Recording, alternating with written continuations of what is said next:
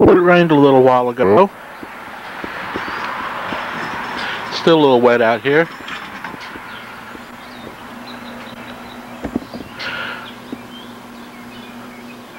Woohoo, it's beautiful out here though.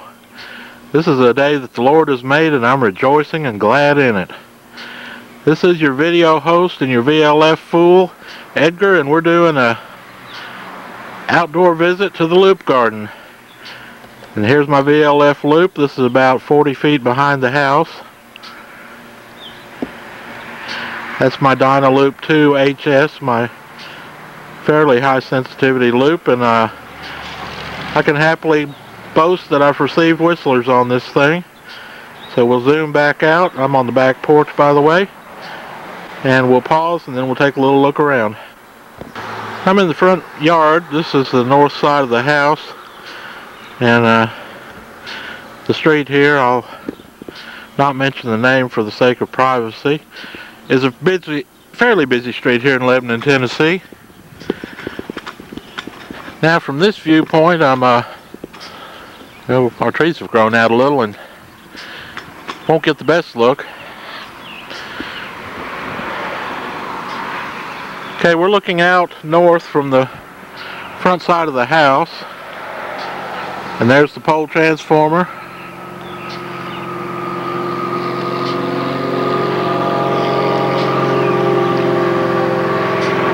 We'll wait for the plane to pass and the engine noise to come down a little.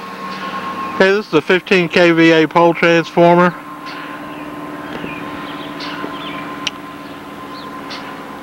Oh, this is awful. I lost it. Okay. And it's feeding off one of the phases of a 14.4 kV line. I'm going to say quite a bit of current because I believe it's 2-inch line they run out here, and it's parallel to a pretty busy street. And we'll zoom back out and then we'll follow the service cable that goes to the house. Daylight's pretty bright out here. I may not... Okay, yeah, I can see the service cable. Viewfinder's a little dim to use out here, and then of course comes down its secondary pole. And we'll zoom back out and get a better look. And I really can't see it. Okay, now I think I can see it in the viewfinder. Scan it back and forth. Yeah, that's it. Okay, pardon me for a second. Okay, now with the image stabilizer on, it'll be a little easier to see. I'm not getting enough contrast out here to really see it where it goes through the trees. So we're slowly following the service cable as it comes around. And I think that might be it. Let's get over here. Okay, now I'm able to see. Okay, yeah, that's service cable, and now it meets the service head, and now we're going to pause and go to the side of the house. We'll be on the west side of the house, and we'll show the electrical service equipment. Okay, I'm on the west side of the house. It's a better viewpoint to show the entire service cable. Like I said before, we have apparently about a 2-inch diameter power line, probably carrying a few hundred amps, and it's radiating a pretty fair amount of VLF signals, especially harmonics of the 60 Hertz. Got our 15 kVA pole transformer and service cable coming down to that secondary support pole. Since the sun is behind the tree, well, I still can't see it in the viewfinder. I don't have an eye cup on this thing. It's a little hard to see when I'm outdoors in the daylight. I'd like to see the service cable. Using too much zoom, I think. Okay, now we go. There we go. Okay, we got the service cable coming down to the pole, starting to lose it in the trees. I really can't tell where it's at. Okay, so now I'll come around. Got the service cable. Bring the zoom back out. Okay, this is where it comes down to the service weatherhead. Coming down. Okay, here we have the electric meter. We have a 200 amp split 120 240 volt electrical service. We have the primary circuit breaker box because this house is built backwards. Electrical service runs the full length of the house underneath. Comes out on the east side of the house. Okay, we have the main electrical ground. DirecTV satellite dish receives its ground through the main box ground, and the one on the right is a piece of 10 gauge stranded HHN wire, I believe is what they call it. It comes around here, tucked up underneath the molding here, and it comes around on the south side of the house. We'll pause and walk around to the south side. Here at the southwest corner of the house, I'll go ahead and zoom in on the Thunder mic. Just downloaded that. Okay, my Thunder mic is actually a printer head cleaner syringe with one of those $2 Electret mic elements mounted in it. We have a bead of silicone on top to keep the rain out. The original plunger is rubber, so it makes good vibration isolation for the mic element. Then we have a piece of foam in there with just thin foam plastic with the microphone in the rubber boot or the rubber piston of the syringe. And then I have a piece of a porous felt type material used as the primary windscreen. So we have 2 layers of windscreen in it, and since it's up there in the syringe and there's a little bit of gap here, the rain won't actually hit the mic element, and the wind tends to blow across it, and that prevents it from picking up too much wind rumble. And then a 50 Hertz high pass filter in the Thunder mic audio cleans up the rest of it, so it actually picks up quite a range of outdoor sounds, especially weather sounds, without any real interference of any kind.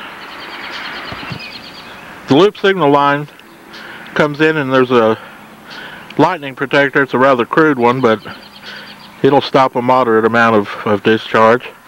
And you have two of these yellow mini coax. One's the Thunder mic and the other is the VLF signal.